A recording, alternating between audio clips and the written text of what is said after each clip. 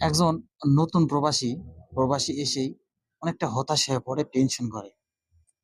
ভাই আপনি অনেক টাকা ঋণ করে আসছেন, অনেক টাকা ব্যয় করে আসছেন। ১ম এ আপনার টেনশন হবেই, কাজে কষ্ট হবে, এটাই স্বাভাবিক।